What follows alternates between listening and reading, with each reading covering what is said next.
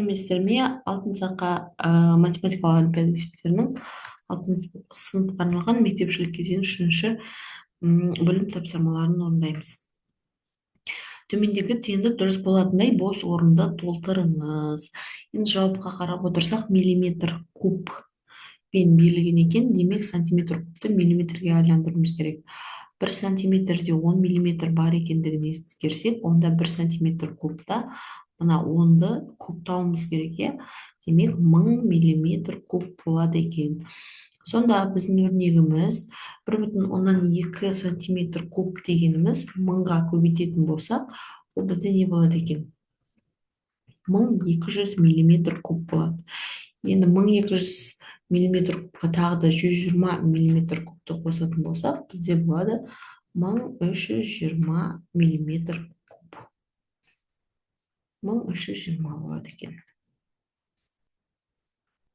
Екінші есеп. 6 сыныбында 25 оқушы оқиды. Барлығы 25 оқушы.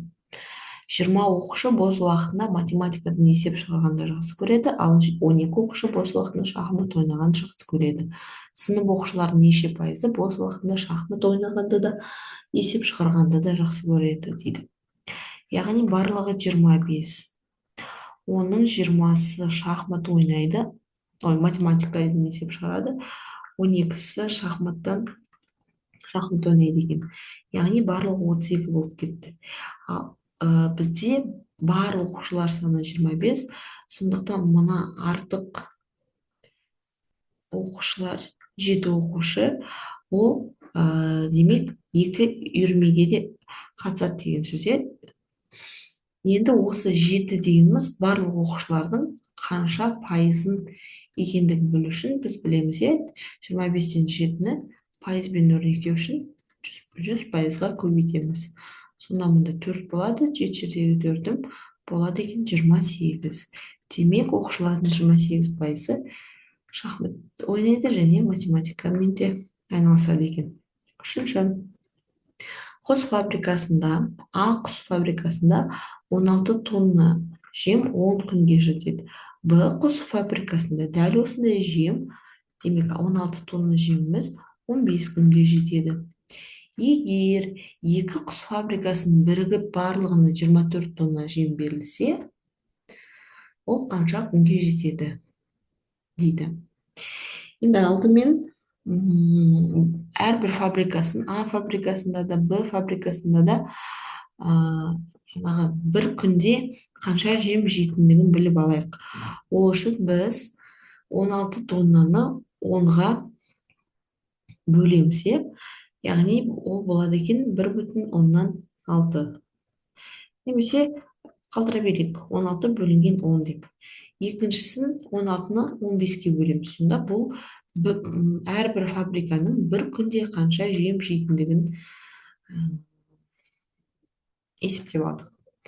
Енді 24 тонна жемді қанша күнде жейді? Екі құс фабрикасы бірге қанша күнде жейтін білу үшін 24-ті осылардың әрбір фабрикадағы құстардың бір күнде жейтін жемінің қосындысына бөлеміз. Енді мына жерде ортақ бөлімге келтіріп жүрсек, 30-ға 3 болады, 2 болады. Сонда 24-ті бөлеміз 30-дан, мұнда 48 және 32. 48-ге 32-ні қосып, бізде қанша болып тұр? 48, 80, 80 болып тұр. Демек, 24-ті көбейтеміз 80-нен 30-ға. Бұл жерде нөлдерін қысқартсақ болады, 24-ті 8-ге бөлсек 3, 9 болады екен. Демек, 9 күнде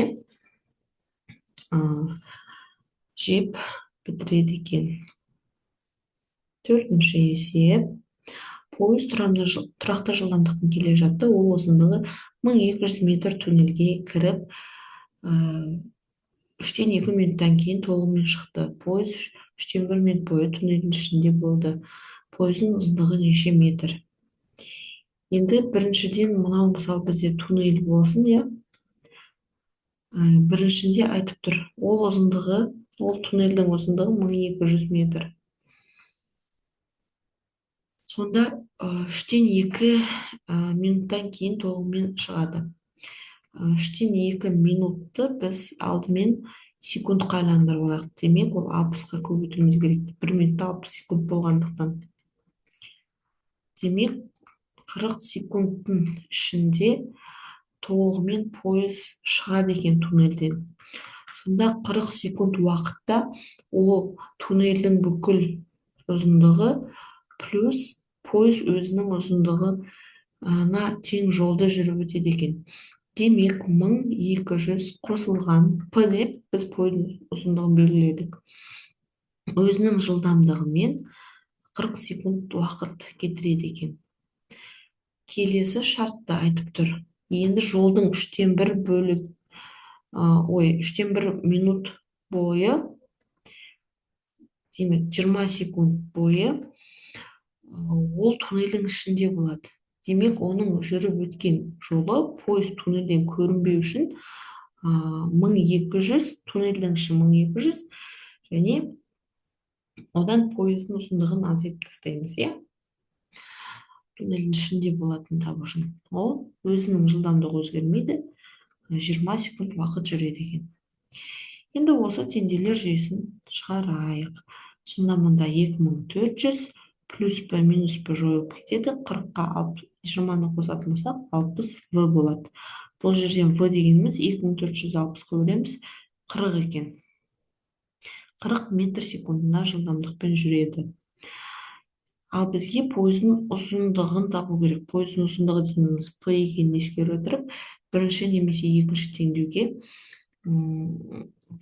жылдамдықтың мәнін қойып есептесек болады.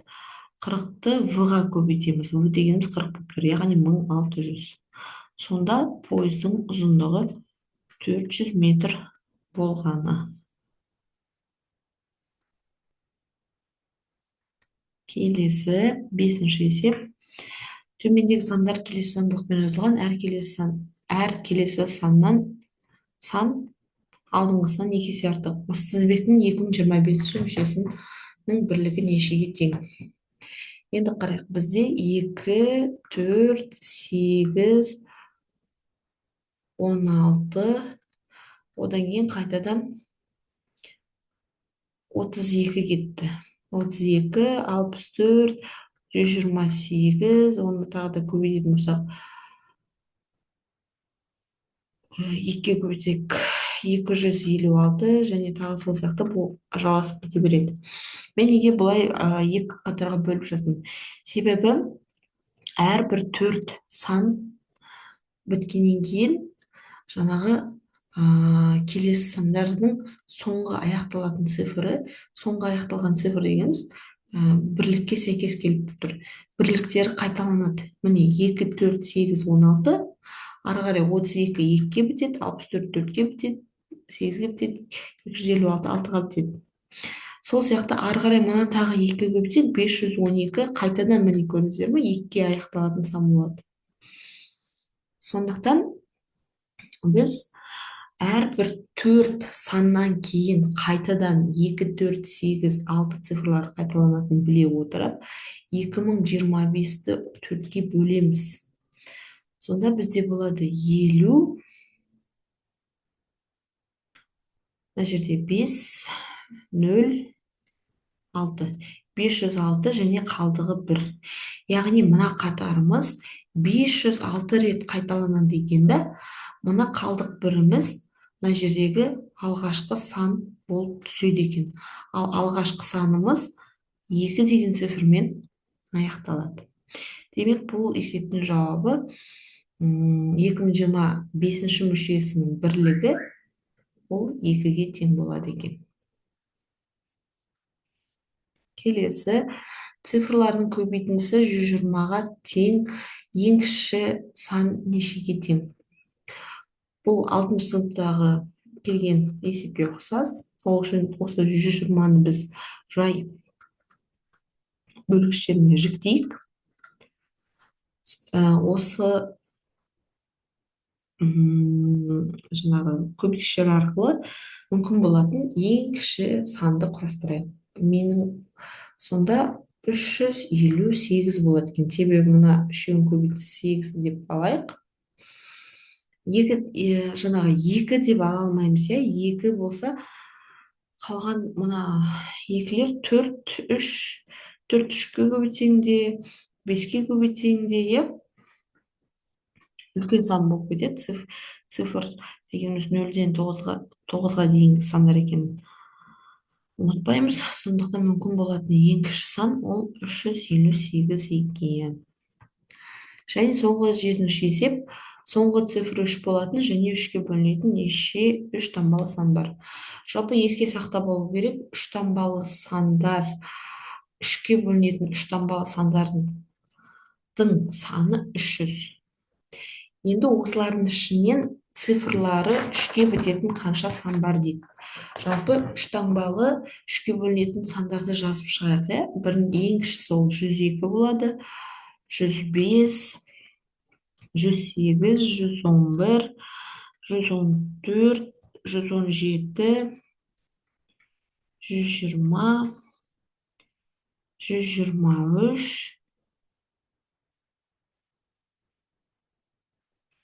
Міне көрдіңіздер ма? Бірінші сан кетті. 3-ке аяқталатын 3 таңбалы сан және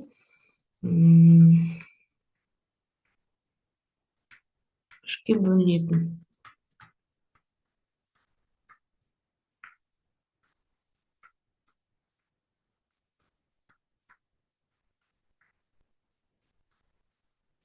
Міне екінші сан. Енді бізге бар болғаны мына бірінші 3 цифрмен аяқталатын сан мен келесі кездескен 3 цифрына аяқталатын санның арасында қанша сан бар екенін білуіміз керек. Яғни мынадан 123-тен 153-ке дейін 1, 2, 3, 4, 5, 6, 7, 8,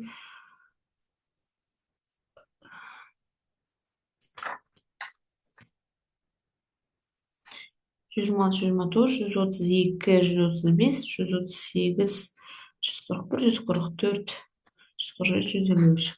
Міне осы саннан мына санға дейін қанша болып тұр? 10 сан, иә. 1, 2, 3, 4, 5, 6, 7, 8, 9, 10. Яғни әрбір 10 саннан кейін бізде жаңағы 3 цифрына аяқталатын және 3-ке бөлінетін сандар қайталанады. Сондықтан мына барлық 3-ке бөлінетін сандар